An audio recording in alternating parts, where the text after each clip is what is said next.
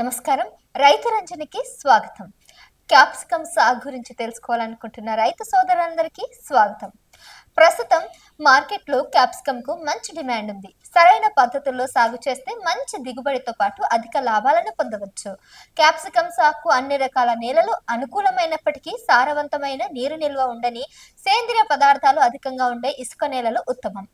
నేల pH విలువ 6.0 నుండి 6.8 మధ్య ఉండాలి.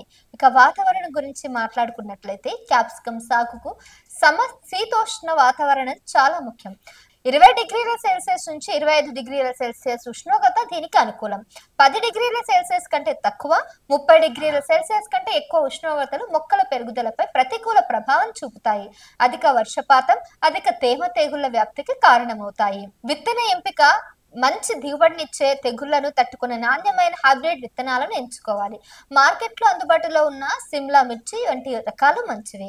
నారు పోయడం, అలాగే క్యాప్సికమ్ నారును నేరుగా పొలంలో నాటకుండా నారు మడిలో పెంచుకోవాలి. ప్రోట్రేలతో కోక్పీట లేదా నారుపోత మిశ్రమంతో నారు పోయాలి. విత్తనాలు నాటిన 25 నుంచి 30 రోజుల్లో నారు నాటుకోవడానికి సిద్ధంగా ఉంటుంది. మొక్కకు 4 నుంచి 5 ఆకులు వచ్చినప్పుడు ఇలా చేయాలి. నేలను 2 నుంచి 3 సార్లు బాగా దున్ని మెత్తగా చేసుకోవాలి. ఆఖరి దుక్కిలో ఎకరాకు 8 నుంచి 10 టన్నుల పశువుల ఎరువు లేదా కంపోస్ట్ చేసి బాగా కలిగిపెట్టాలి. బోదెలు లేదా బెడ్లు తయారు చేసి డ్రిప్ ఇరిగేషన్ పైపులను ఏర్పాటు చేసుకోవాలి. ఇది నీటి ఆదాకు సహాయపడుతుంది. నారును సాయంత్రం వేళల్లో లేదా మబ్బు పట్టిన నేలల్లో నాటుకోవాలి.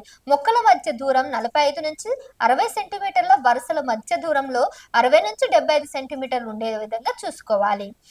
క్యాప్సికమ్ కు క్రమం తప్పకుండా నీరు అవసరం. ముఖ్యంగా పూత మరియు కాయ దశలో నీటి కొరత లేకుండా చూసుకోవాలి.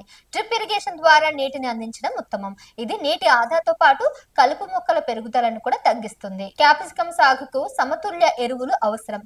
నేల పరీక్ష ఆధారంగా ఎరువులను వాడాలి. సాధారణంగా ఎకరాకు 100 నుంచి 120 కిలోల నత్రజని, 60 నుంచి 80 కిలోల భాస్వరం మరియు 80 నుంచి 100 కిలోల పొటాషియం అవసరం అవుతుంది.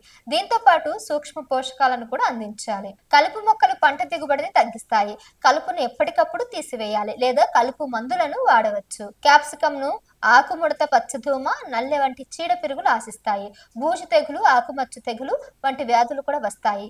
సస్య రక్షణ చర్యలు చేపట్టి అవసరాన్ని బట్టి సేంద్రియ లేదా రసాయన పురుగు మందులు, శిలీంద్రస నాశకాలను వాడాలి. క్యాప్సికమ్ రకాన్ని బట్టి నాటిన 60 నుంచి 75 రోజుకు కోతకు వస్తుంది. కాయలు పూర్తి పరిపక్వత చెందక ముందే కోయడం మంచిది.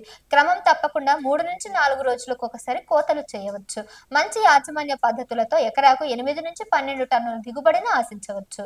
క్యాప్సికమ్ సాగు అనేది సరైన ప్రణాళిక, శ్రద్ధ అవసరమయ్యే ప్రక్రియ.